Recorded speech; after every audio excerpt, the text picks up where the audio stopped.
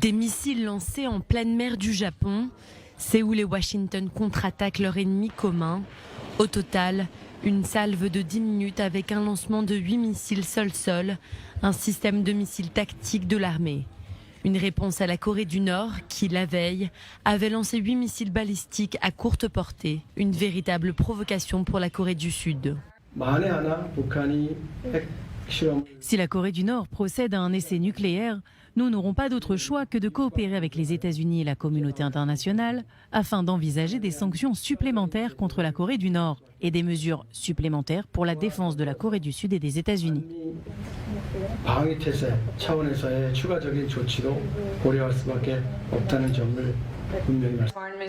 En visite à Séoul, la secrétaire d'État adjoint Wendy Sherman met en garde de la dangerosité de ces activités.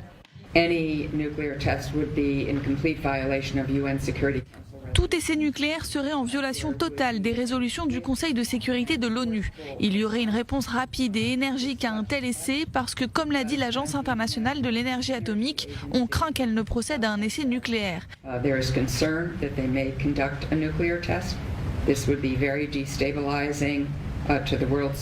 Ce serait très déstabilisant pour la sécurité mondiale et je crois que la République de Corée, les États-Unis et le Japon, mais aussi le monde entier, répondront de manière forte et claire. Nous sommes prêts.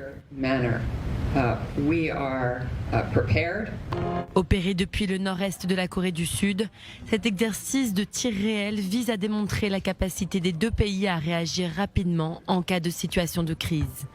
Car depuis le début de l'année, malgré des sanctions économiques, Pyongyang a redoublé d'efforts dans la sophistication de ses armes. Les menaces nucléaires et balistiques de la Corée du Nord deviennent sophistiquées. La Corée du Nord a tiré divers missiles balistiques hier. Les programmes nucléaires et des missiles de la Corée du Nord atteignent des niveaux qui menacent non seulement la paix de la péninsule coréenne, mais aussi l'Asie du Nord-Est et le monde. Le régime de Kim Jong-un semble se préparer à un nouvel essai nucléaire. Les tirs de lundi constituent une deuxième démonstration de force conjointe entre Séoul et Washington depuis le 10 mai dernier, date de l'accession au pouvoir du nouveau président sud-coréen.